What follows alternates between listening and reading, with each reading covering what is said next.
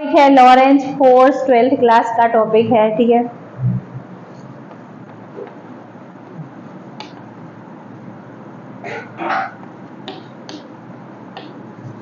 Lorentz force को explain करने के लिए हम क्या करते हैं, सबसे पहले यूनिफॉर्म मैग्नेटिक फील्ड बनाते हैं। ये हमने क्या किया, यूनिफॉर्म मैग्नेटिक फील्ड बनाया।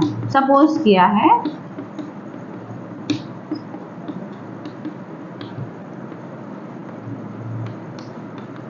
Uniform magnetic field B. इस यूनिफॉर्म मैग्नेटिक फील्ड में क्या करता है, एक चार्ज पार्टिकल एंटर करता है। अब हमें मालूम होना चाहिए कि चार्ज पार्टिकल है वो किस फील्ड का है, वो इलेक्ट्रिक फील्ड का है। और जब मैग्नेटिक फील्ड में अदर फील्ड में क्या करेगा, मूव करेगा, तो वो किस पाथ पे चलेगा, वो कर्व पाथ पे मूव करेगा विथ वेलोसिटी v के साथ। ठीक है, वेलोसिटी v के साथ। अब लॉरेंज फोर्स क्या होता है, व्हाट इज लॉरेंज फोर्स? तो लॉरेंज फोर्स क्या होता है, व्हेन अ चार्ज पार्टिकल, इस डायग्राम के थ्रू मैं आपको डेफिनेशन एक्सप्लेन करती हूँ।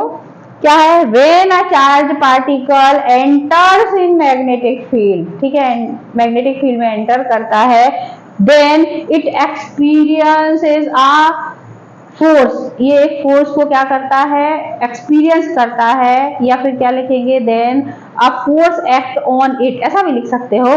This force is called the Lorentz force. ऐसा किसने बताया था, लॉरेंज साइंटिस्ट ने बताया था, इसलिए उन्होंने अपने नाम पे इस फोर्स को क्या कहा है, लॉरेंज फोर्स। ठीक है, अब इसकी हम थ्योरी लिखेंगे। थ्योरी सिंपल है, जो कुछ भी आपको डायग्राम में दिखाई दे रहा है उसको क्या करेंगे, हम थ्योरी में कन्वर्ट कर देंगे। तो क्या लिखेंगे, let us a charge particle Q enters in uniform magnetic field B with velocity v। ठीक है, इतना लिखेंगे। फिर अपन क्या लिखेंगे इसमें, इसमें हो जाएगा देन इट या फिर this charge particles experiences of force, है ना। एक्सपीरियंस ऑफ फोर्स कितना हो जाएगा, F। तो experience force is directly proportional to the magnitude of charge particle. ये क्या है, magnitude of charge, magnitude of charge particle, इसको नाम दिया हमने question number first. Then second क्या हो जाएगा, the acting force या experience force by the charge particle is directly proportional to the velocity of the charge। किसकी, velocity of charge particle। ठीक है, इसको नाम दिया हमने question number second. Third one क्या हो जाएगा, F is directly proportional to the sine theta. Sine theta क्यों, जब भी एक साथ मैग्नेटिक फील्ड और इलेक्ट्रिक फील्ड की बात होती है तो हम क्या करते हैं, साइन थीटा का ही यूज करते हैं। ये बात ध्यान रखिएगा। इसे नाम देंगे हम क्या, इक्वेशन नंबर थर्ड। ठीक है, अभी क्या बच रहा है, और मैग्नेटिक फील्ड, तो क्या हो जाएगा, द एक्टिंग फोर्स या फिर experience force is directly proportional to the magnetic field. ये मैग्नेटिक फील्ड क्या, इंटेंसिटी ऑफ या यूनिफॉर्म मैग्नेटिक फील्ड क्या है, यूनिफॉर्म या फिर यूनिफॉर्म और इंटेंसिटी ऑफ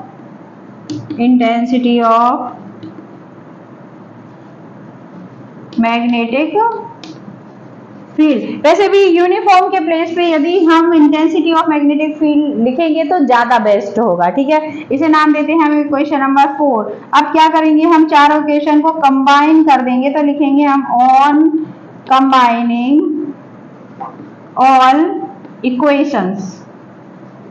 ठीक है, अब हम चारों इक्वेशंस को क्या कर देते हैं, कंबाइन कर देते हैं। तो देखिए